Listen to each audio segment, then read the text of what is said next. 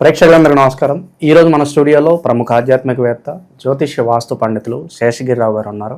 June నెలలో కుంభరాశి వాళ్ళందరికీ కూడా ఏ విధంగా ఉండబోతుందో గురుగారిని అడిగి తెలుసుకుందాం. నమస్కారం. నమస్తే అండి. జూన్ నెలలో కుంభరాశి వారికి ఆర్థికంగా, ఆరోగ్యంగా అన్ని విధాలుగా ఎలా ఉండబోతుంది గురుగారు? ప్రజెంట్ గ్రహస్థితి చూసుకున్నట్లయితే వీళ్ళు ఎలాంటి జాగ్రత్తలు తీసుకోవాలి? తప్పకుండా కుంభరాశి వారికి వచ్చేప్పటికి ఏంటంటే ఓవరాల్గా అయితే ఈ నెల ఏదైతే మనకి జూన్ ఉందో ఇంచుమించుగా గత 2 నెలలతో పోలిస్తే కొద్దిగా అభివృద్ధికరంగా ముందుకెళ్ళడానికి సానుకూల ధోరణి అయితే కనిపిస్తుంది.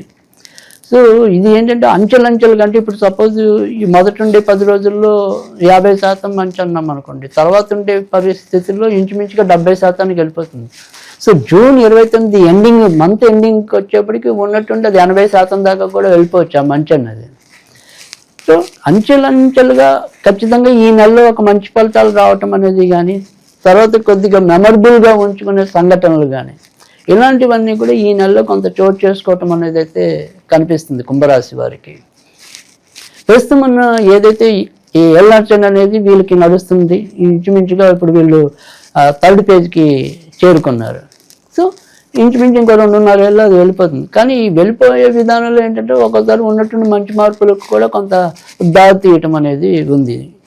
ఇప్పుడు ప్రస్తుతం ఉన్న ఏదైతే రవి ప్రస్తుతం వీళ్ళకి తృతీయంలో మేలు చేస్తాడు, తర్వాత వచ్చేప్పటికి శుక్రుడు మేలు చేస్తాడు, తర్వాత వచ్చేప్పటికి బుధుడు మేలు చేస్తాడు. ఇలా అందుకని అంచెలంచెలుగా ఒక్కొక్క గ్రహం వీళ్ళకి కొంత మంచిని చేకూర్చడం అనేది జరుగుతుంది. సో అందుకని ఒకే రోజు ఒకే ఇది చెప్పలేం కానీ, బట్ ఖచ్చితంగా ఈ నెలలో కొన్ని అద్భుతమైన ఫలితాలు అయితే పొందుతారు. అది ఎలాంటి ఫలితాలు అంటే, ఇప్పుడు సపోజ్ వీళ్ళు ఎప్పటి నుంచో ఒక ఇల్లు అమ్మకానికి పెట్టారు, ఆ ఇల్లు ఒక పట్టణ అమ్ముడవక మనని కొంత బాధ పెడుతూ ఉంటుంది. సో గత మే 31 నుంచి శుక్రుడు వీరికి కొంతవరకు ముందుకు తీసుకెళ్ళడానికి ఒక యోగాన్ని ఇచ్చాడు. ఆయన ఇంచుమించు జూన్ 29 దాకా ప్రస్తుతం వీళ్ళు ఏదైనా సరే ఇల్లులు కొనాలన్నా, అమ్మాలన్నా అలాంటికి సంబంధించిన ప్రయత్నాలను ముందుకెళ్ళడానికి అవకాశాలు ఎక్కువగా ఉన్నాయి. లేదు మనం కొంత నిర్మాణం చేసి ఆపేసాం ఒక ఇంటిని, ఎందుకంటే మరి అంత క్రితం దాకా ఇప్పటికీ ఇంకా ఉందనుకోండి, ఏళ్ళ ప్రయత్నాల్లో అది కొంత సాగదీసింది. ఇప్పుడు మళ్ళీ స్టార్ట్ చేసుకోవచ్చు అంటారా? అవుతుంది కూడా అంటున్నా నేను. అది అందుకు దారులు తెరుచుకుంటాయి అంటున్నా, అనుకోకుండా ఆ దారులు తెరుచుకోబట్టం. సో అప్పటిదాకా వీళ్ళకి సివిల్ స్కోర్ లేదనో ఇంకోటేదనో లోన్ శాంక్షన్ కాల ఉన్నట్టుండి మళ్ళీ వీళ్ళకి ఆ సివిల్ స్కోర్ ఉద్యోగం కానీ, లేదా ఇంకోళ్ళ రూపంలో ఎవరో ఒకళ్ళు ఆదుకునే వాళ్ళు వచ్చి మొత్తం దాన్ని కొంతవరకు ముందుకు తీసుకెళ్ళటం కానీ, ఇలా ఏదైనప్పటికీ కూడా అనుకోకుండా ఆ దారులు తెరుచుకోవటం అనేది, ఆ రకంగా ఇంటి ప్రయత్నాలు సఫలీకృతం కావటం అనేది కూడా జరుగుతుంది. కనుక అది మంచి రోజులుగానే మనం చెప్పాల్సి వస్తుంది. ఇబ్బంది ఏంటి అంటే కనుక కొంతవరకు వీళ్ళు స్వయంకృతంగా కూడా, అంటే ఏళ్ళని ప్రభావం అనేది ఒకటి, ప్రస్తుతం లగ్నంలో రాహు అనేది కూడా అంటే రాశిలో రాహు చేరు ఉండటం, దీనివల్ల ఏమవుతుంది అంటే కనుక బద్ధకం, ఇవాళ చేద్దాంలే రేపు చేద్దాంలే అని అనుకోవటం, చివరి నిమిషంలో ఒత్తిడికి గురయ్యి దాని మీద ఉండి ఆ కోపతాపాలు ఇంట్లో వాళ్ళ మీద చూపించడం, అవన్నీ కూడా కొంత ఎక్కువ అవుతాయి. సో తర్వాత రెండోది ఏంటంటే, ఎప్పుడైతే ఇప్పుడు మరి సేమ్ సింహరాశి వాళ్ళ కానీ, ఇప్పుడు సింహరాశి వారికి అయితే రాశిలో కేతు ఉండి లగ్నంలోకి రాహు వచ్చాడు, సప్తమంలోకి.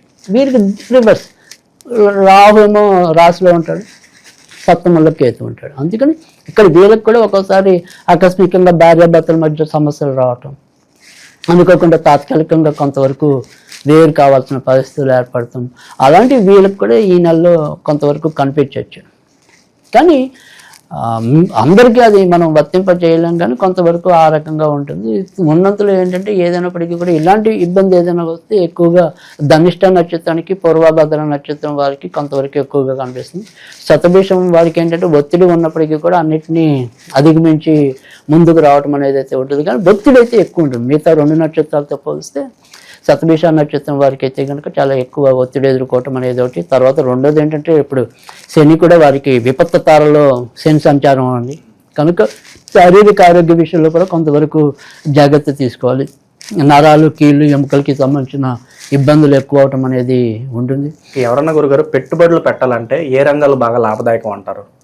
అంటే ఇక్కడ కుంభరాశి వారికి వచ్చేప్పటికి ఏంటంటే ఈ నెల అనేది వ్యాపారం చెప్తున్నాను నేను. సో ఈ వ్యాపారం వాటికి అయితే ప్రస్తుతం నెల అంతది అనుకూలం కాదు. సో జూలైలో అయితే ఎక్కువ యోగ్యదాయకంగా ఉండటం అనేది అయితే ఉంటుంది. ఎందుకంటే జూన్ 29 అంటే ఆల్మోస్ట్ ఆల్ నెల కంప్లీట్ అయిపోతుంది. సో 31 రోజే కదా ఇంకా.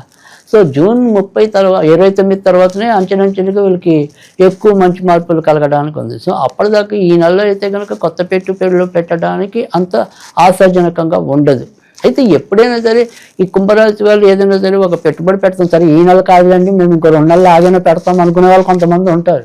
సో అలా ఉండాలి పెట్టాలి అనుకునే వాళ్ళకైతే కనుక ఈ ఇనుముకి సంబంధించినవి అన్నీ పనికొస్తాయి. సిమెంటు, ఇసుక, గ్రిల్స్ ఇలాంటి వాటికి సంబంధించినవి పనికొస్తాయి. తర్వాత డిపార్ట్మెంట్ స్టోర్లకి సంబంధించినవి పనికొస్తాయి. అంటే కేవలం కిరాణా సరుకులే పనికొస్తాయి. మళ్ళీ క్యాటరింగ్ ఇలాంటివి పనికిరావు, ఓన్లీ కిరాణా ఐటమ్స్ పనికొస్తాయి. తర్వాత శానిటరీ ఐటమ్స్ అన్నీ కూడా పనికొస్తాయి. తర్వాత వెహికల్స్ ఏదైనా అద్దెకి తిప్పుదాం, మనం ఏదైనా సరే ఒక వాహనం పెట్టుకుని దాన్ని రెంట్కి తిప్పుదాం, పలానా ఆఫీస్కి పెడదాం అనుకుంటే అలాంటి వాటి మీద ఇన్వెస్ట్ చేయొచ్చు. అయితే ప్రస్తుతం ఉన్న గ్రహస్థితిలో మాత్రం వీళ్ళు సాధ్యమైనంత వరకు కూడా షేర్ మార్కెట్లు జోలికి వెళ్లకుండా ఉండటం అనేది ఇంకా కొన్నాళ్ళు ఆగటం అనేది చెప్పదగిన సూచన. ఆ రకంగా జాగ్రత్త పడితే మంచిది. ఇక కొత్తగా వివాహం కావాలనుకున్న వాళ్ళకి ప్రయత్నాలు అయితే అంత తేలిగ్గా సఫలీకృతం కావు. ఎందుకంటే ముఖ్యంగా సప్తమంలో కేతు ఉండటం అనేది ఒకటి, రాశిలో రాహు ఉండటం అనేది సంబంధాలు దగ్గర దాకా తీసుకెళ్ళి ఒక్కోసారి ఏదో రకంగా వాయిదా వేయటం అనేది అయితే ఉంటుంది. ఏదైనా కాస్త కోస్త సానుకూలం అవ్వాలి అంటే కనుక కులాంతర మతాంతర వివాహాల వారికి కొద్దిగా వెసులుబాటు అయితే ఉంది. సో మిగతా వివాహాల వారికి కొద్దిగా కష్టంతోనే పూర్తవటం అనేది అయితే ఉంటుంది. కానీ ఏవో సంబంధాలు అవి వచ్చినప్పుడే చూస్తాంలేండి అన్నారనుకోండి, అవి అంతేలేండి అనాలి మనం కూడా. సో అంత ఈజీ అయితే కాదు. విద్యార్థుల పరిస్థితి గురుగారు. సో విద్యార్థులకైనా సేమ్ ఇదే వీళ్ళు అనేది ఉంటుంది. అంటే బద్ధకము, చివరి నిమిషం దాకా పుస్తకం తెరవకుండా అప్పటికప్పుడు తెరిచి కంగారు పట్టడము, ఇలాంటివన్నీ కూడా కొద్దిగా ఎక్కువ అవుతాయి. కనుక ఏదైనప్పటికీ కూడా విద్యార్థులు కూడా ఎంతో కొంత బద్ధకాన్ని తగ్గించుకుని జాగ్రత్తగానే చదవాల్సిన పరిస్థితి అయితే కనిపిస్తుంది. కాకపోతే విద్యార్థులకి అంటే వేరే దేశాలకు వెళ్ళి చదివే కొంతమంది, ఇప్పుడు అంటే చిన్న విద్యార్థులు కాకుండా కొంతమంది బయటకు వెళ్ళి చదివే విద్యార్థులు అనుకుంటాం కదా, అలాంటి వాళ్ళకి సానుకూలత ఉంది.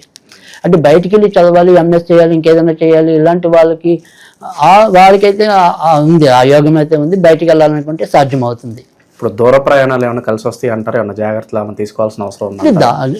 ఏమీ అవసరం లేదు, వెళ్ళడానికి కూడా ఆస్కారం ఉందని అంటున్నాం. సో అది చదువు రీత్యా అయినా సరే, లేదా వారి యొక్క ఉద్యోగాల రీత్యా అయినా సరే, విదేశాలకి వెళ్ళాలి అనుకుంటే పోనీ ఆ విదేశాల్లో బాగుంటుందంటే కొంతవరకు బాగానే ఉంటుందని చెప్పచ్చు. మరీ వ్యతిరేక పరిస్థితి అయితే లేవు.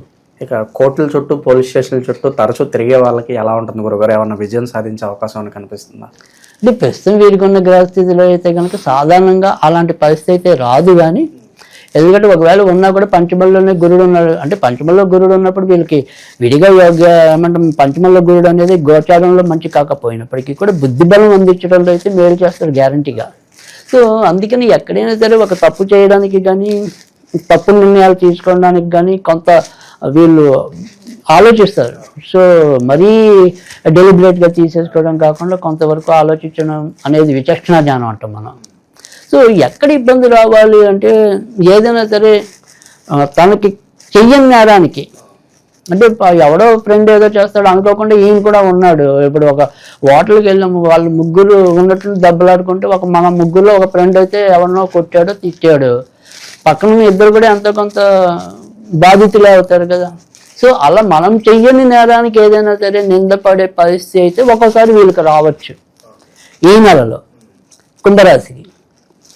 దాన్ని మన ప్రమేయం లేకుండా వచ్చేవి. సో మిగతా వీళ్ళ ప్రమేయంగా ఉండే వాటిలో అయితే కనుక ఖచ్చితంగా వీళ్ళు విజయం సాధించడం అనేది, అంటే ఇప్పుడు సపోజ్ వాళ్ళకి ఏదైనా సరే కోర్టు సమస్యలు ఉన్నాయనుకోండి ఉదాహరణకి, ఆ కోర్టు సమస్యల్లోంచి బయటపడుస్తారు. సో అలా చివరి నిమిషంలో ఎలాంటి దాని నుంచి బయటపడతారు. కానీ ఇతరుల మూలకంగానే ఏదైనా సరే ఒక్కోసారి ఇలాంటి చిక్కులు రావడానికి అవకాశం ఉంటుంది.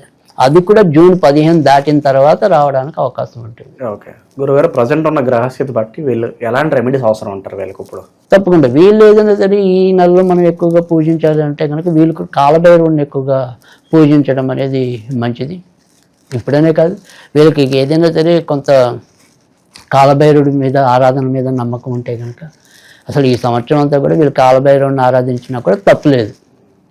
అయితే ఈ నెలలో ఎస్పెషల్లీ ఇందాక మనం చెప్పుకున్నట్టు ఏదైనా సరే మనం కానీ వాటికి నిందలు పట్టడం కానీ, తర్వాత ఏదైనా ఏమంటాం ఇంట్లో భార్యాభర్తల మధ్య ఉండే కీచులాటలు కానీ, ఇలాంటివి ఏమైనా సరే కొంత ఇబ్బంది పెట్టే అంశాలు ఏవైతే ఉంటాయో వాళ్ళ యొక్క శారీరక పటుత్వం కానీ వాటన్నిటికీ కూడా మనకి కాలభైరవుడి యొక్క ఆరాధన మేలు చేయటం అనేది అయితే ఉంటుంది. కనుక రోజు చదువుకోగలిగితే కాలభైరవ అష్టవం చదువుకోవటం అనేది దేవరాజ సేవ మన పవనంగి పంగ అనే పాట ఏదైతే మన అందరికీ తెలిసిందో అది దాన్ని చదువుకోవటం, ఆ స్తోత్రం చదువుకోవటం అనేది ఒకటి. ఒకవేళ అంత స్తోత్రం మేము చదువుకోలేము అనుకుంటే కనుక ఓం జూమ్ బూమ్ భం, ఓం జూమ్ బూమ్ భం కాలభైరవాయ నమః అనేది కనుక చదువుకున్నట్టయితే కనుక మంచి ఫలితాలు రావటం అనేది అయితే ఉంటుంది. ఒకవేళ ఇవేమి కుదరని పక్షంలో అయితే కనుక బ్లూ సఫైర్ అనే స్విచ్ కూడా చదువుకున్నట్టయితే కనుక మంచి ఫలితాలు ఉంటాయి. జూన్ నెలలో కుంభరాశి వాళ్ళందరూ కూడా ఏ విధంగా ఉంటుంది, ఎలాంటి జాగ్రత్తలు తీసుకోవాలి, చాలా బాగా వివరించారు గురుగారు. ధన్యవాదాలు గురుగారు.